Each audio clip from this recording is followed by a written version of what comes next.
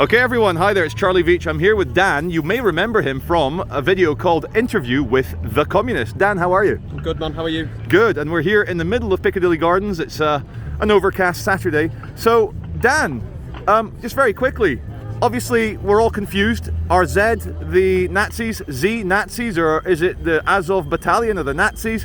Where does communism fit in? Where does the Soviet Union fit in? And where do you stand on Russia doing a special military operation in the Ukraine? Well, that's a wide range of issues. I mean, have you got a specific question on any of that? And I'll the specific question, what I'm aiming for is who's the good guys, who's the bad guys? Oh, well, I mean, that's a big one. I mean, look, the invasion that happened quite recently was one stage in quite a long war that's been going on in the Ukraine now. That began in about, I think it was 2014. Yeah. And that was following a coup d'etat where the current Ukrainian government, if you like, or the current governmental system was put into place. And that was sort of facilitated by a lot of far-right some of the Euromaidan. That's right. Which was sort of supported by the European Union and to some extent the Americans as well. Oh yeah, massively. But there was it was sort of facilitated by a lot of right-wing and far-right movements. You've mentioned the Azov Battalion, for example, as the right sector. They were involved. Yeah. There were a number of quite unpleasant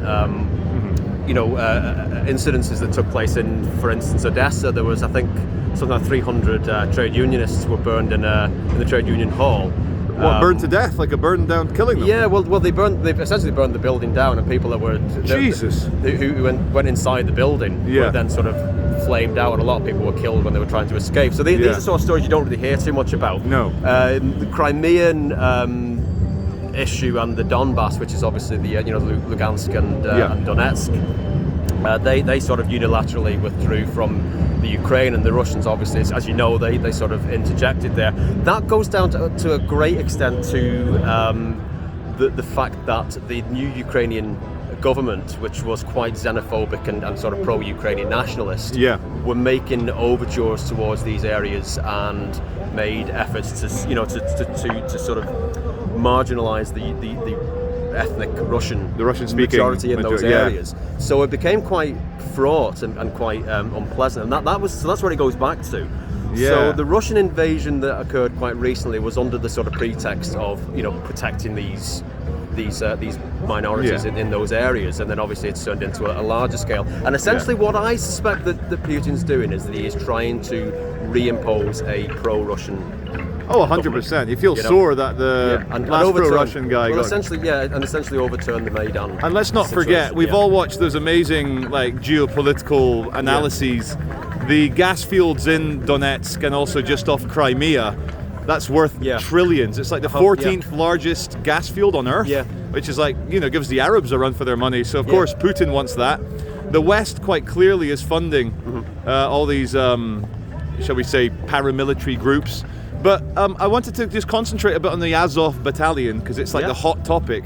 They've changed their emblem. They had the kind of Nordic rune, a little bit fascistic. They've changed it but then I've looked into it. A lot of their funding comes from Jewish gentlemen, Jewish businessmen. They're obviously rated very highly by Zelensky, who is a Jewish gentleman.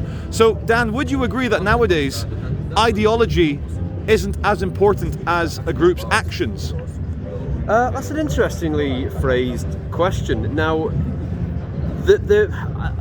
you've drawn on an issue there, which is essentially that Zelensky is a Jewish man, and he is sort of supported by and is propped up by and is also facilitating these sort of far right, almost Nazistic groups on the far right in Ukraine. One of the important things I think that needs to be borne in mind is that it's not... Sorry, so just to jump in, to speak up a little bit more, because we got the drumming.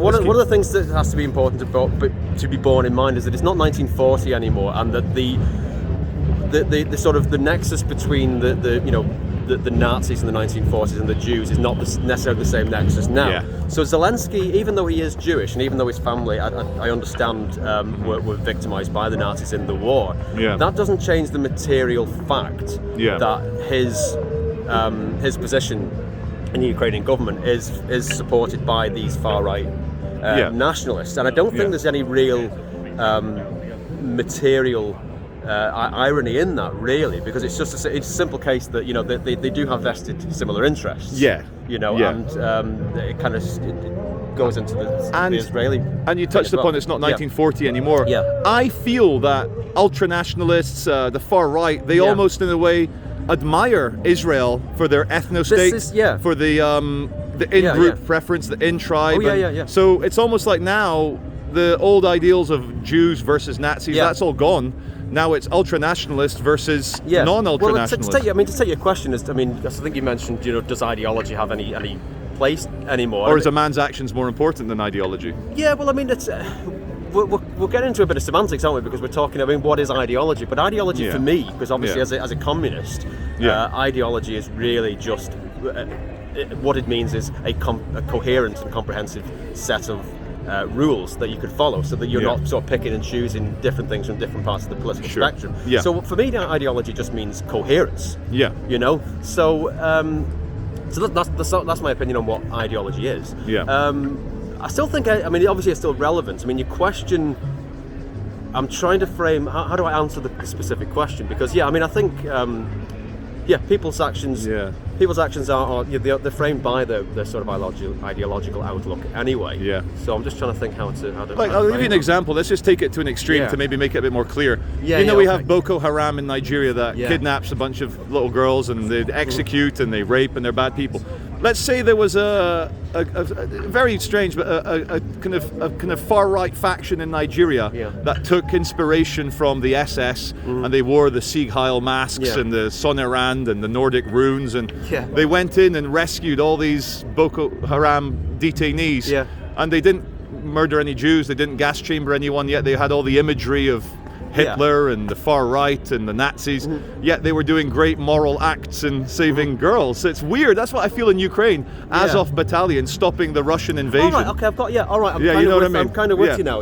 So right, well, before I move on to, one thing I find interesting is that a lot of we talked, if you remember when we talked a few months ago, we were saying about how we frame narratives by our own sort of experience. So obviously you describe yourself as a centrist, so you kind of have that understanding, and I have the sort of the Sovietistic background. So I'm kind of looking at things from a Marxist perspective. You can see that narrative play happening now. So, for example, you'll see people on the sort of liberal centre and the liberal left even that are talking about that there is a minimum acceptable number of Nazis you can have in an army, which I find quite an interesting thing that we're now talking about. So we're now saying that Azov, actually, because of their role against the Russians, who are framed as the bad guys in this, that we're now talking about, actually, it's all right to have 10% of your army.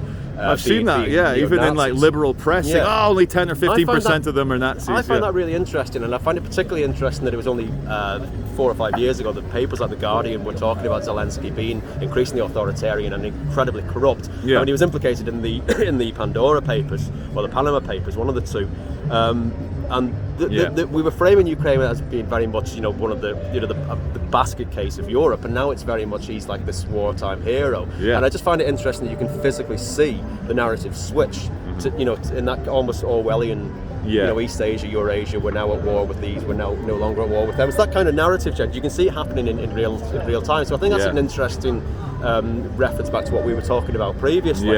But like I say, in terms of the Azov Battalion itself, people are now talking about, they might be bad, but there's a bigger bad guy.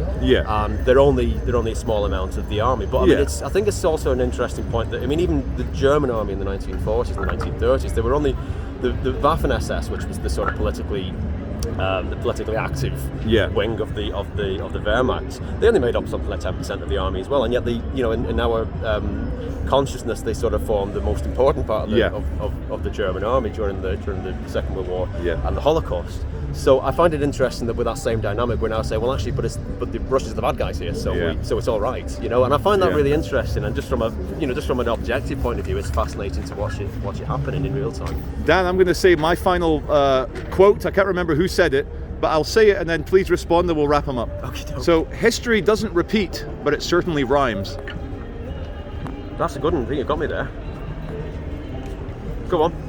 I think it was Teddy Roosevelt or Mark Twain, I can't remember, some American speaker, but It sounds like Mark Twain, but we can look. Yeah, I think it is Mark Twain. Yeah. I think it is Mark Twain. You might be right there. Yeah. Happy days.